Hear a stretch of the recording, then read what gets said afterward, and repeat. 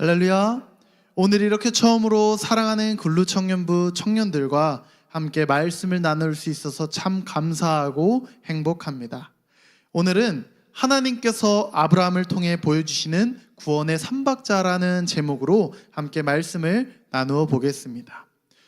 우리가 흔히 교회를 다니다 보면, 특히 설교를 듣다 보면 구원이라는 단어에 대해서 많이 들어보았을 것입니다.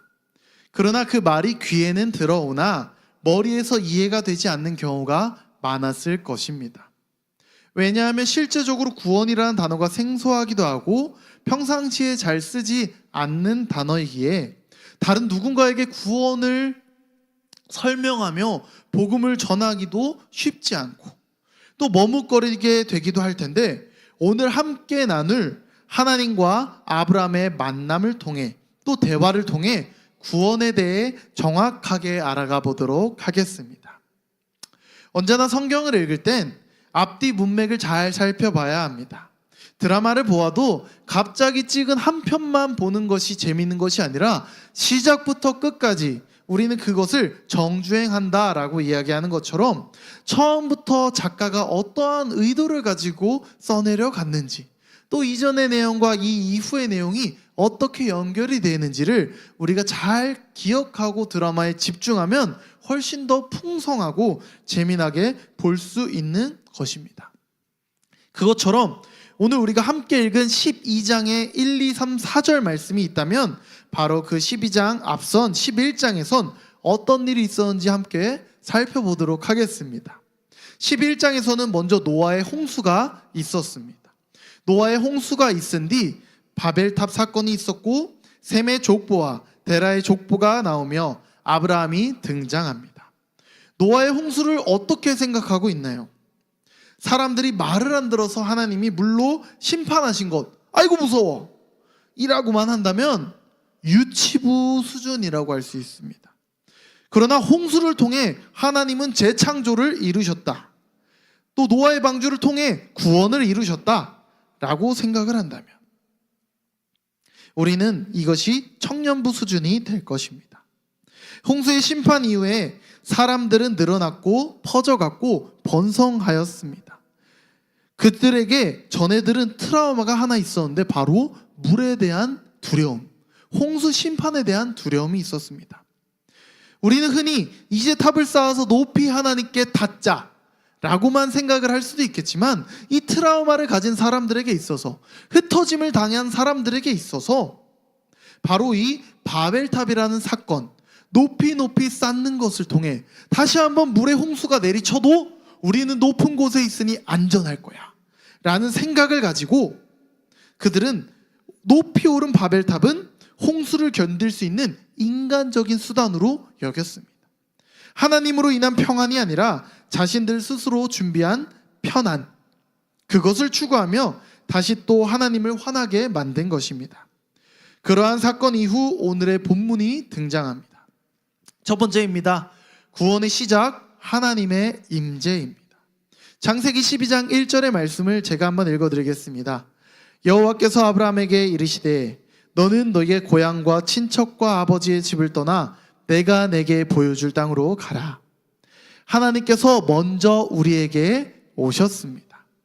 여러 종교인들이 모여 각자 자신들의 신에 대해서, 또 신에게 어떻게 갈 수 있는지에 대해 방법을 나눴는데, 마지막으로 기독교인이 우리가 갈 수 없기에 예수님께서 오셨습니다 라고 한 이야기가, 유명한 일화가 있습니다.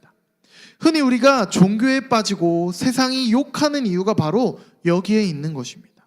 우리는 먼저 하나님께 다가가야 하나님이 응답하시고 대답하신다고 생각하지만, 성경 어디에도 하나님이 먼저 나타나지 않은 곳은 없었습니다. 사람은 하나님을 인식하거나 찾을 수 있는 능력도 자격도 없습니다. 죄로 인해 깨어진 관계인 우리가 거룩한 하나님께 다가갈 수 없음을 깨달아야 합니다. 사순절을 준비하며 이 부분이 마음에 걸렸습니다. 사순절이 되면 대부분 청년부에서는 다양한 활동을 합니다. 다이어트 같은 금식을 하기도 하고 인스타도 지워보고 또는 성경을 써보고 함께 읽어보기도 하고 사순절의 시간들을 그렇게 채워나갑니다. 그런데 여기서 고민이 되는 부분이 바로 이번 사순절 내가 무언가를 했다 라고 자랑하게 될 것이 두려웠습니다. 완주했으니 완주 인증을 인스타에 올리며 자신을 높이고 자신을 자랑하고, 금식했으니 빠진 만큼 보충해주자 하며 야식을 시켜 먹을 것이고, 무엇을 위한 사순절이었는지 마치 내가 먼저 다가갈 수 있는 것처럼 여겨질 것이 고민이 되었습니다. 거꾸로 우리는 이번 사순절을 통해 뼈저리게 느껴야 합니다.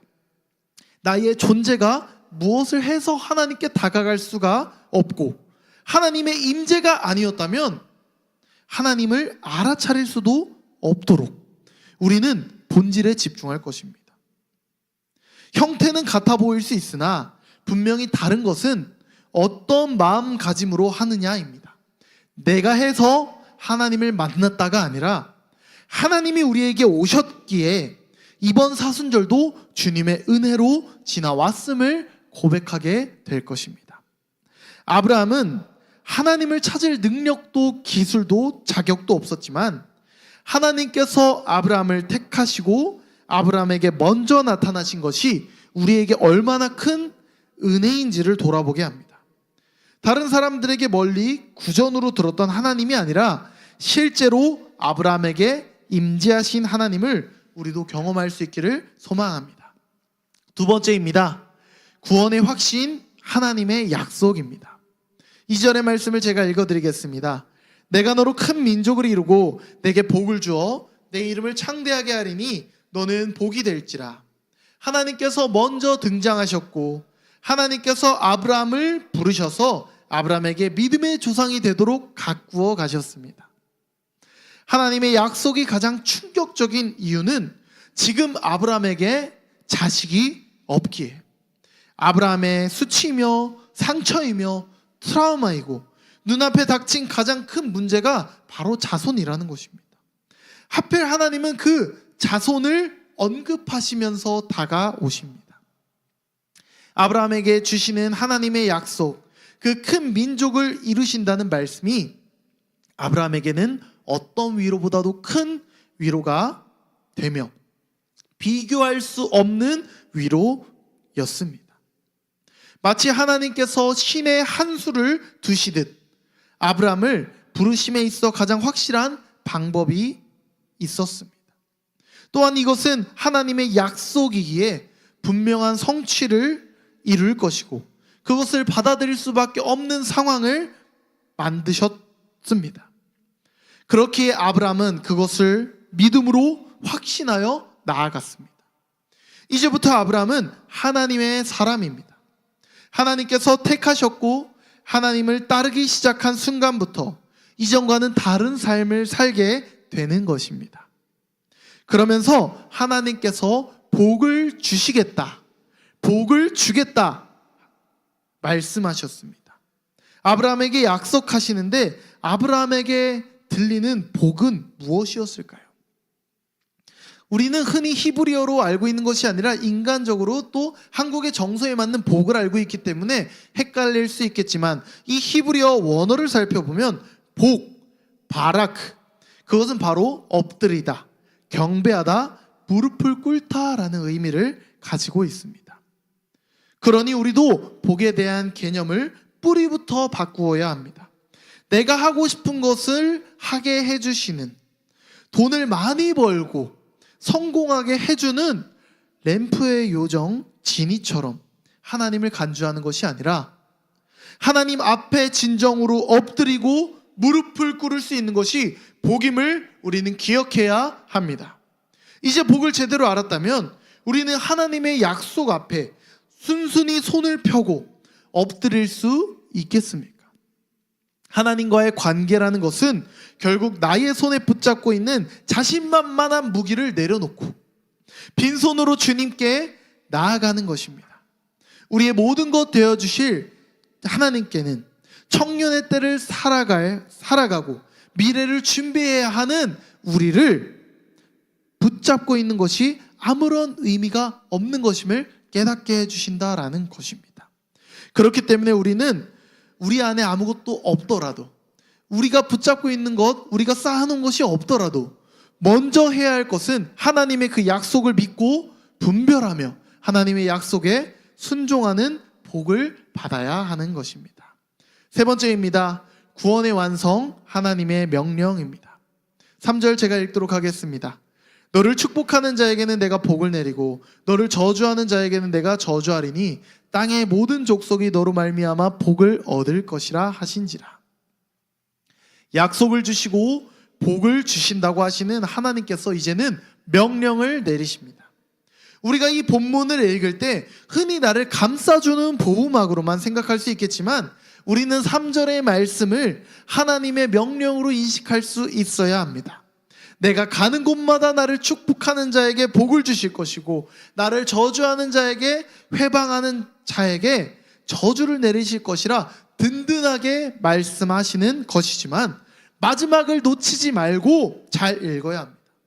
모든 족속이 너로 말미암아 복을 얻을 것이다 라고 하셨습니다. 어떤 의미일까요? 다른 사람들이 선택적으로 아브라함을 축복하거나 저주하게 하라는 것이 아니라 아브라함 너를 통해 모든 민족이 복을 얻을 것이라. 하나님의 보호막이시니 든든한 지원군이시니 내 멋대로 해야겠다라고 하는 것이 아니라 내가 어떻게 살아야 사람들이 복을 받을 수 있는지를 염두에 두고 살아가야 한다라는 말입니다. 그리고 다시 복의 의미를 끄집어내보면 모든 민족까지도 하나님을 경외하고 무릎을 꿇게 하라고 하시는 것입니다. 모든 민족을 대상으로 삼아 하나님의 하나님 되심을 전하는 삶을 살라고 하시는 것이죠. 이것이 바로 하나님의 명령입니다.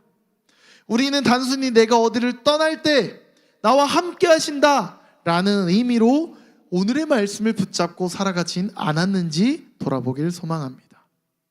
우리가 오늘 이 말씀을 구원이라는 관점으로 보았을 때 하나님의 임재, 하나님의 약속, 그리고 하나님의 명령으로 해석하여 오늘 우리에게 주시는 메시지가 무엇인지 도출해낼 수 있어야 하겠습니다.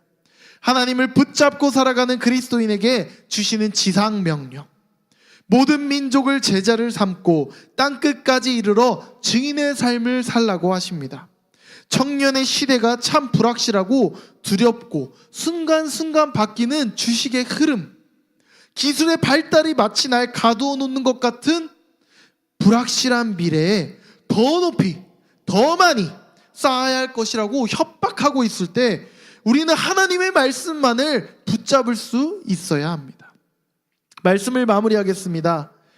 12장 4절에 이에 아브라함이 여호와의 말씀을 따라갔고, 하나님께서 임재하셨고 하나님께서 약속하셨고 하나님께서 명령하셨을 때 그에 대한 아브라함의 반응은 바로 여호와의 말씀을 따라가는 것이었습니다. 결국 말씀을 따라가는 삶을 살게 되었습니다. 아브라함의 인생에는 앞으로도 부끄러운 일들이 많고 수치스러운 일들도 많고 연약함이 너무나 많이 드러나겠지만 그럼에도 그의 삶은 언제나 하나님의 말씀을 따라가는 삶을 살게 되었습니다. 오늘 살아가는 근루청년부요, 하나님의 말씀만을 따라가십시오.